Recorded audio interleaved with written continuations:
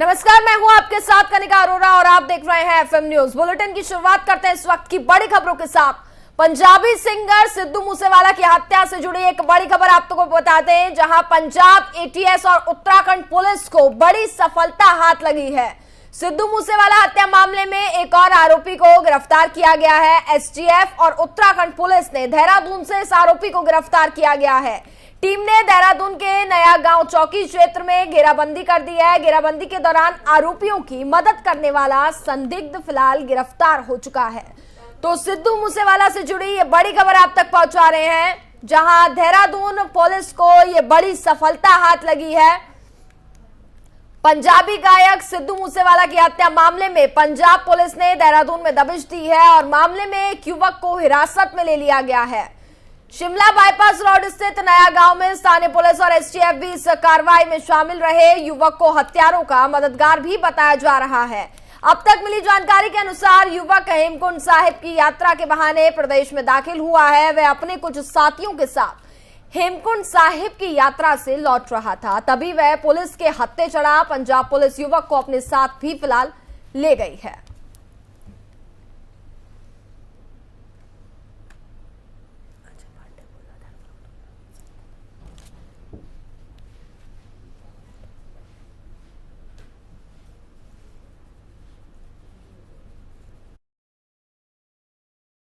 इस पूरे मामले पर हमारे साथ ज्यादा बातचीत करेंगे हमारे संवाददाता अजय पांडे। अजय, सिद्धू मूसेवाला मामले पर अगर हम बात करें तो लगातार आरोपियों की गिरफ्तारी होती जा रही है। फिलहाल देहरादून से भी एक आरोपी को गिरफ्तार किया गया है। क्या अपडेट फिलहाल अभी पूरे मामले पर मिल पा रहा है? इसकी गिरफ्तारी क्यों हुई है? क्या कुछ सबूत हैं जो पुलिस वालों के हाथ लगे? देखिए, पंजाब के जाने माने गायक सिद्धू मूसेवाला की हत्या के बाद से ही उनके हत्यारों की गिरफ्तारी के लिए धरपकड़ अभियान तेज हुआ है और इसी क्रम में देहरादून में भी उत्तराखंड एसटीएफ और पंजाब एसटीएफ ने संयुक्त कार्रवाई की है और आरोपियों की मदद करने वाले एक अभियुक्त को यहाँ देहरादून में गिरफ्तार किया है। तकरीबन 5 लोग हेमकुंड साहिब यात्रा की तरफ से आ रहे थे वापस और सभी पंजाब एसटीएफ को जो इनपुट मिली थी उसके आधार पर उत्तराखंड एसटीएफ ने देहरादून के पटेल नगर पुलिस चौकी क्षेत्र में घेराबंदी की और एक वाहन को रोका और इन लोगों से पूछताछ की गई और उसके बाद उनको हिरासत में लिया गया।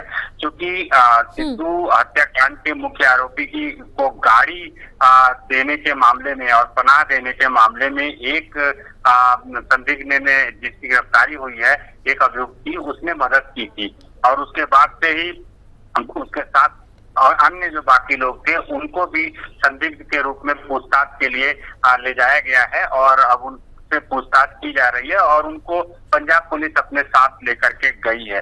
क्योंकि देहरादून में इस तरह की जो गिरफ्तारी हुई है, इस तरह का जो मामला सामने आया है, उसके बाद से ही उत्तराखंड की जो पुलिस है वो भी काफी मुस्तैद रही। जब जानकारी मिली कि इस तरह के इनपुट सामने आए और यहाँ पर पंजाब की नंबर की जो गाड़ी है वो आ रही है और इसमें संदिग्ध लोग हैं, तो उसके बाद से ही पुलिस चौकन्नी हो गई थी। उत्तराखंड एसटीएफ ने देहरादून के नया गांव जो क्षेत्र है जहां पटेल नगर थाना का इलाका पड़ता है, उस इलाके में पहले से ही अपनी घेराबंदी कर ली थी और जैसे ही ये गाड़ी उनके नजदीक आई, उन्होंने तुरंत उस पर कार्रवाई की। हालांकि इस कार्रवाई में जो दूसरे पक्ष के लोग रहे, जो संदिग्ध लोग रहे, जो अभियुक्त है, उनमें से किसी तरह से कोई बचाव के लिए कोई रास्ता अख्तियार नहीं किया गया और वो भागे नहीं, वो पुलिस की गिरफ्त में आए तो सीधे सीधे पुलिस ने उनको पकड़ा, उनकी तलाशी ली और उसके बाद से उनको चौकी में ले गए जहां पर उनसे पूछताछ की गई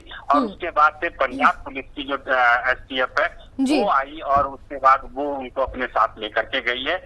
ये माना जा रहा है कि अब इनकी गिरफ्तारी के बाद से जब इनसे पूछताछ होगी तो कई राज जो है वो खुल करके सामने आएंगे और हत्या के कारण और उसके हत्या में कौन कौन से और लोग शामिल रहे हैं, कितने लोगों ने उन हत्यारों की मदद की है, इस सारे तथ्यों का खुलासा हो जाएगा। और देहरादून की एसटीएफ ने काफी मजबूती मुस्तैदी के साथ काम किया और जैसे ही उनको इनपुट मिले पंजाब की एसटीएफ के साथ धरपकड़ अभियान को तेज किया गया और पहले से चूंकि पुलिस फोर्स वहां पर मौजूद रही और जैसे ही वो गाड़ी आई उसके बाद उनकी ठीक है अजय जी, बहुत बहुत शुक्रिया आपका तमाम जानकारी के लिए।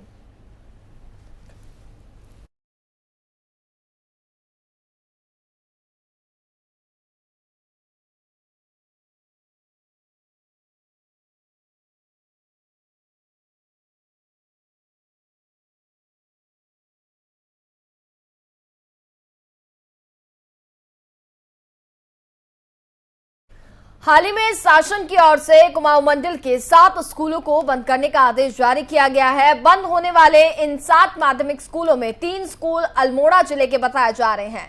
यही नहीं, कई और स्कूलों पर बंदी की तलवार भी लटकी हुई है, लेकिन सरकार के नुमाइंदों को जनहित के इन मुद्दों पर अब कोई भी दिलचस्पी नहीं नजर आती है। सरकारी स्कूलों में लगातार छात्र संख्या का घटना, वहीं दूसरी ओर निजी स्कूलों में छात्र संख्या का बढ़ना सरकार की कार्यप्रणाली पर सवाल भी खड़े करता है। अल्मोड़ा दौरे पर पहुंचे शिक्षा मंत्री डॉक्टर धन सिंह रावत ने कुछ शून्य छात्र संख्या वाले स्कूलों को भी साथ में बंद करने की बात कही है। वहीं मंत्री ने कहा कि जिन सरकारी स्कूलों में छात्र संख्या शून्य हो चुकी है, ऐसे स्कूलों को निश्चित रूप से बंद किया जाएगा। मंत्री ने दावा करते हुए कहा कि प्रदेश के सरकारी स्कूलों में आज शिक्षकों की कोई कमी नहीं है। कहा कि छात्र संख्या बढ़ने के बाद से 104 नए कॉलेज संचालित भी किए गए हैं।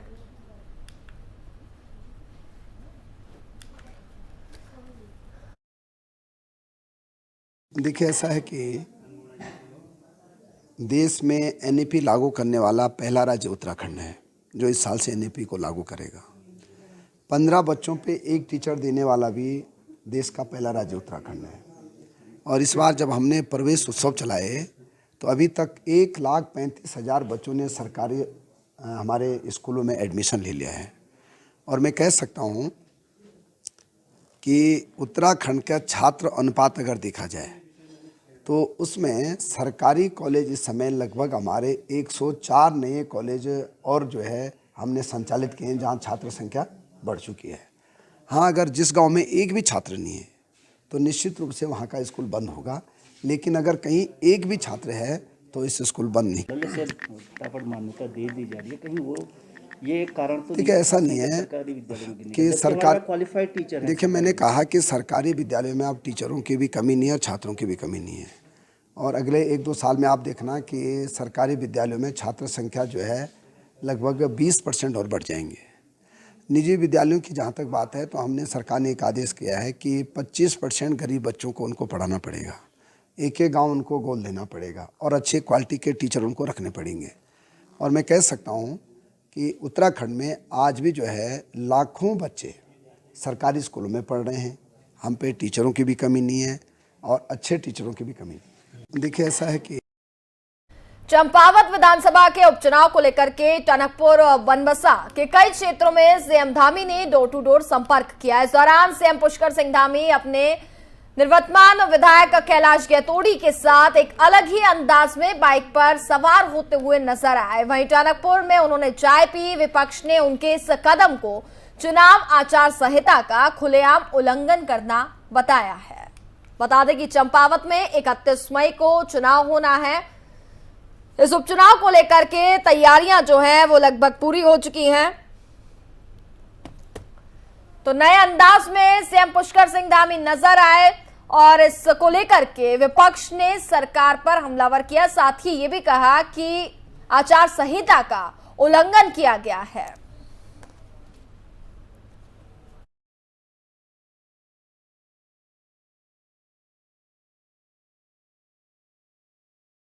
बीजेपी हाईकमान के राज्यसभा के लिए उम्मीदवारों की लिस्ट जारी कर दी गई है, जिसमें उत्तराखंड से भी राज्यसभा उम्मीदवार के लिए नाम तय कर दिए गए हैं। डॉक्टर कल्पना सैनी के नाम पर बीजेपी हाईकमान ने मुहर लगाई है। आज बीजेपी हाईकमान में अलग अलग राज्यों के लिए राज्यसभा उम्मीदवारों की सूची जारी की गई, जिसमें उत्तराखंड से डॉक्टर कल्पना सैनी को चुना गया है। वहीं प्रत्याशी घोषित होने के बाद उन्हें बधाई देने वालों का तांता भी लगा हुआ है। हरिद्वार जिले में सैनी समाज को एक बड़ा तोहफा बीजेपी की ओर से इसे माना जा रहा है। इस दौरान कल्पना सैनी ने पार्टी का आभार भी व्यक्त किया। मुझे तो जो मेरे यहाँ भाई बैठे भी हैं सब, और लगातार जो उत्साह भरी आवाज़ मुझे अपने संगठन के लोगों की आ रही है, बड़े कार्यकर्ताओं की भी, छोटे कार्यकर्ताओं की भी, वरिष्ठ की भी, पदाधिकारियों की भी, तो उनकी आवाज़ की वो खुशी मुझे यह एहसास करा रही है कि वो कितना गर्व महसूस कर रहे हैं और कितना विश्वास है उन्हें अपनी इस बहन पर। ये मेरे आत्मबल को बढ़ा रहा है और मुझे अंदर से इस बात के लिए दृढ़ कर रहा है कि मैं हर कीमत पर अपने प्रदेश का, अपने ज़िले का, अपने रुड़की का नाम ऊंचा करूं और अगर मुझे आज प्रथम महिला के रूप में राज्यसभा में भेजा जा रहा है तो मैं अपने कार्यों को ऐसा रखना चाहूँगी जिससे कि जो है मेरी आने वाली पीढ़ियों में महिलाओं को भी और मेरे क्षेत्र के लोगों को भी के लिए भी मैं उदाहरण बन सकूँ। मुझे ये लगता है कि मेरा संगठन तो आज मेरे साथ थोड़ी किया है, हमारी राज्यपाल रही हैं बेबी रानी मौर्य जी, उनके साथ भी ये हुआ था। और अपने उत्तर प्रदेश के मुख्यमंत्री जिन्हें पता भी जो है शपथ लेने के जाते समय चलता है कि आपको मुख्यमंत्री बनाया जा रहा है। तो मेरे संगठन के लिए सारी बातें नहीं हैं। संगठन सदा अपने कार्यकर्ताओं के लिए खड़ा था, आज भी खड़ा है और भविष्य में भी खड़ा रहेगा। मैं अपने संगठन की साधारण कार्यकर्ता के अतिरिक्त कुछ नहीं, और साधारण कार्यकर्ता होना ही मेरा गौरव है।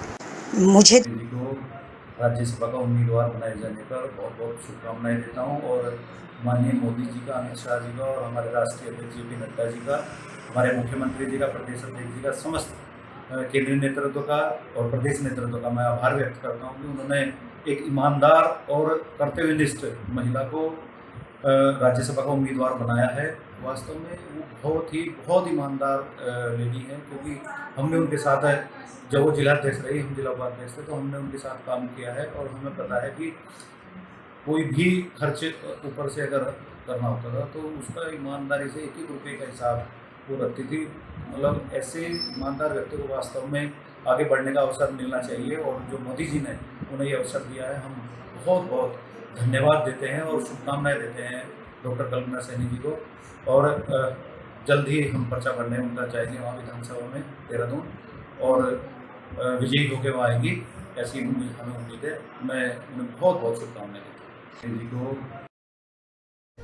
चंपावत विधानसभा उपचुनाव को लेकर 135 मतदान केंद्रों पर पोलिंग पार्टियों को सोमवार सुबह रवाना किया गया। कई पोलिंग बूथों पर पार्टियां पहुंच चुकी हैं। विधानसभा में मतदान के लिए कुल 151 मतदान केंद्र बनाए गए हैं। 31 मई को विधानसभा के लिए 96,213 मतदाता प्रत्याशियों के भाग्य का फैसला किया जाएगा। वहीं सोमवार को जिला निर्वाचन अधिकारी नरेंद्र सिंह ने 135 पोलिंग पार्टियों को रवाना किया है।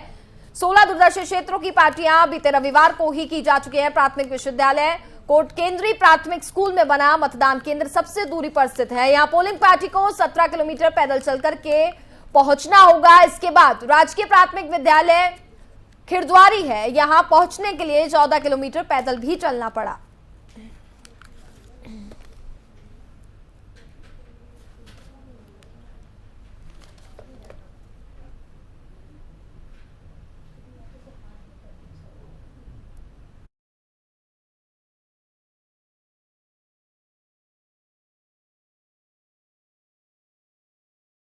चंपावत विधानसभा उपचुनाव को शांतिपूर्ण और निष्पक्ष तरीके से संपन्न कराने के लिए चंपावत विधानसभा के बॉर्डर पर सुरक्षा की व्यवस्था भी की गई है।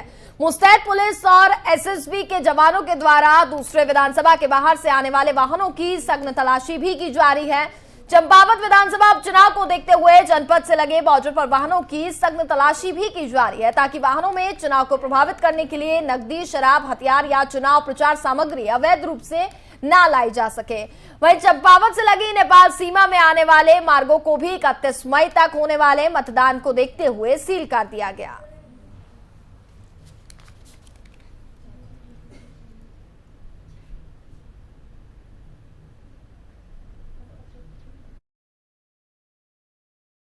देखिए, इलेक्शन कमीशन के मानक को ध्यान में रखते हुए जहां जो सुरक्षा व्यवस्था हमें करनी चाहिए, जो फोर्स लगानी चाहिए, वो डिप्लॉय की गई है। जितने वल्नरेबल बूथ है उसमें हमने पैरामिलिट्री फोर्स को तैनात किया है। क्रिटिकल में हमने PAC के 2-2 आर्म्ड जवान भेजे हैं। इसके अलावा जो पैदल बूथ है, जिसकी आज जो पार्टियां निकल चुकी है, जो 16 पार्टियां आज जो पैदल वाली की, उसमें भी हमने स्पेशली 2 आर्म्ड पुलिस के जवान उसमें उनके साथ में भेजे हैं। साथ ही साथ में जो अन्य जो भी सिंपल बूथ है उसमें भी एटलीस्ट कम से कम एक पुलिस का जवान के साथ साथ एक होमगार्ड वहाँ पर रहेंगे। तो सिक्योरिटी का प्रॉपर फुल प्रूफ हमने व्यवस्था रखी है, जिसमें साथ साथ जो सेक्टर पुलिस ऑफिसर है, जोनल पुलिस ऑफिसर है, वो लगातार राउंड पे रहेंगे। बॉर्डर है वो हमने लगभग अब सील कर दिए हैं। तो सब कुछ अच्छी तरह से स्मूथ, मुझे लगता है कि अच्छे फोर्स का व्यवस्था है, स्मूथ रहना चाहिए। और मैं लोगों से अपील भी करूंगा कि वो शांतिपूर्ण मतदान रहेगा, तो अपने घरों से निकले, अधिक से अधिक संख्या में मतों का प्रयोग।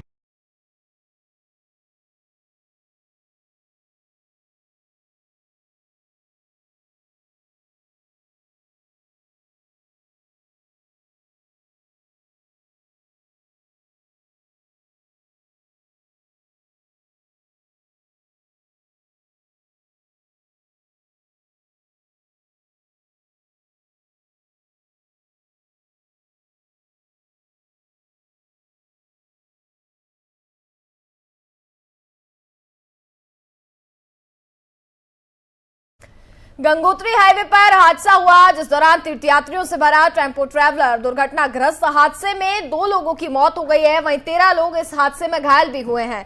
घायलों को आईटीबीपी जवानों ने निकाला है, लेकिन यह भीषण सड़क हादसा हुआ। इस हादसे में 2 लोगों की मौके पर जान चली जाती है। महाराष्ट्र के यात्रियों का टेम्पो ट्रैवलर दुर्घटनाग्रस्त हुआ और इस हादसे में 2 लोगों की जान चली गई, वहीं 13 लोग घायल भी बताए जा रहे हैं। लेकिन सभी घायलों को आईटीबीपी के जवानों ने बाहर निकाला था और उसके बाद इन सभी घायलों का इलाज जो है फिलहाल जारी है।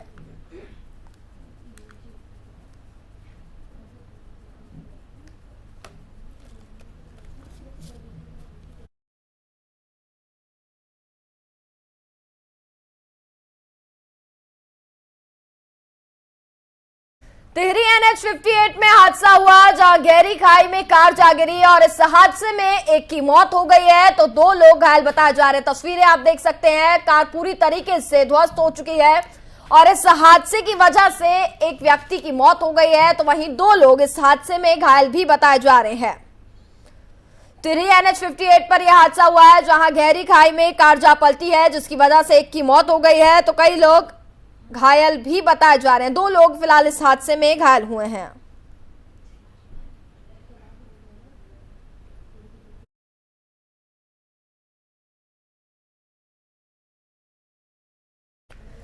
सोमवती अमावस्या के पावन अवसर पर कई प्रांतों से बड़ी संख्या में आए श्रद्धालुओं ने ऋषिकेश में गंगा में डुबकी लगा करके चारधाम यात्रा पर जाने की तैयारी की है। सोमवार की सुबह बस टर्मिनल कंपाउंड में श्रद्धालुओं की भारी भीड़ उमड़ पड़ी। पंजीकरण कराने के लिए प्रशासन को कई लाइन लगनी पड़ी और पंजीकरण काउंटर में बीटीसी मुख्य द्वार तक श्रद्धालुओं की लाइन भी लग गई। तो 22 लाख से ज्यादा श्रद्धालुओं ने गंगा में आस्था की डुबकी लगाई है। सोमवती अमावस्या पर गंगा स्नान किया गया तो हरिद्वार में श्रद्धालुओं की काफी ज्यादा भीड़ भी देखने को मिली।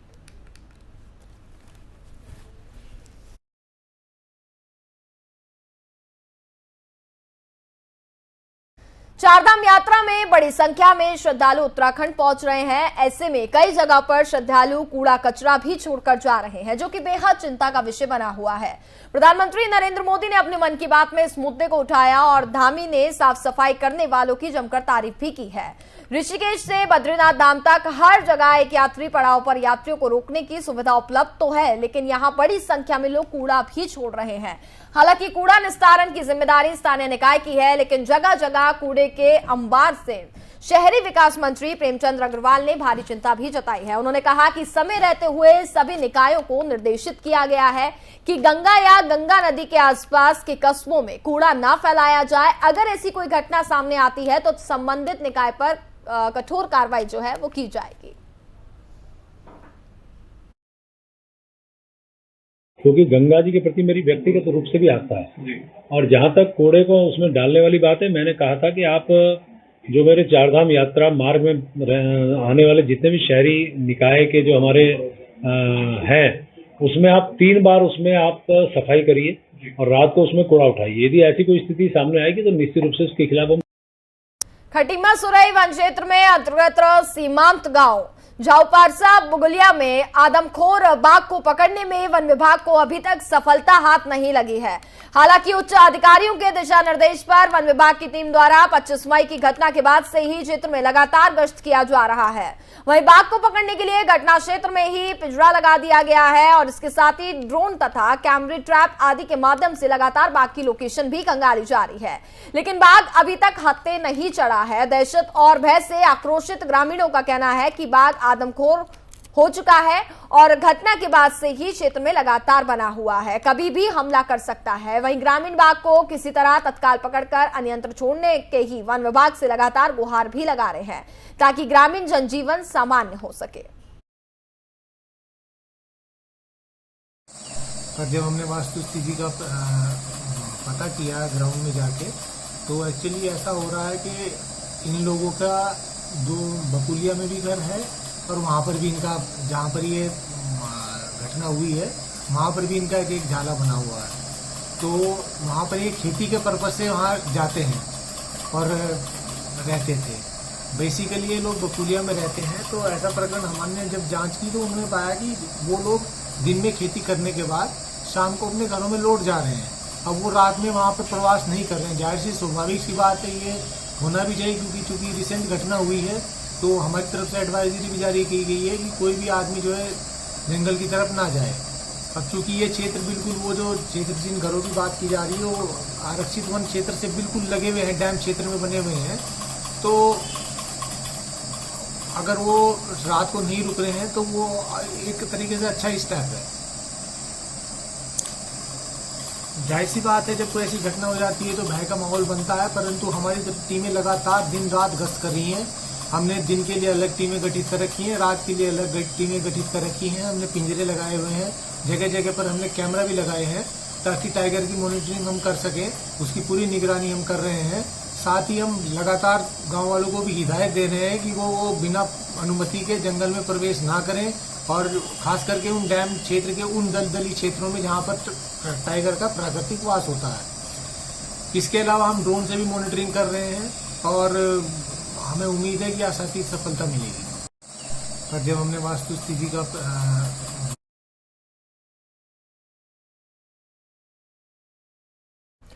मदरसों को लेकर चंदन रामदास का बड़ा बयान सामने आया। बिना शिक्षा विभाग से मान्यता प्राप्त मदरसे बंद होंगे। बिना मान्यता के चल रहे 192 मदरसों पर एक्शन किया जाएगा। तो ये बड़ा बयान है जो उनकी तरफ से दिया गया है। उत्तराखंड में बिना मान्यता के चल रहे मदरसों को लेकर के अल्पसंख्यक कल्याण मंत्री चंदन रामदास का ये बड़ा बयान सामने आया है। मंत्री चंदन रामदास ने सरकारी सहायता प्राप्त बिना मान्यता के चल रहे मदरसों को सख्त चेतावनी दी है। साथ ही मंत्री ने यह भी कहा कि अगर ऐसे मदरसों द्वारा शिक्षा विभाग से मान्यता नहीं लग पाई है तो इसके साथ ही सरकार इन मदरसों को बंद करने में बिल्कुल नहीं हिचकिचाएगी। अल्मोड़ा दौरे पर पहुंचे अल्पसंख्यक कल्याण मंत्री चंदन रामदास ने कहा कि प्रदेश में 419 मदरसे चल रहे हैं, जिसमें से 192 मदरसों को केंद्र व राज्य सरकार द्वारा सरकारी सहायता दी जाती है। मंत्री ने यह भी कहा कि बीते दिन उन्होंने विभागीय समीक्षा बैठक ली, जिसमें प्रदेश में कई मदरसों के बिना मान्यता के चलने की बात भी सामने आई है।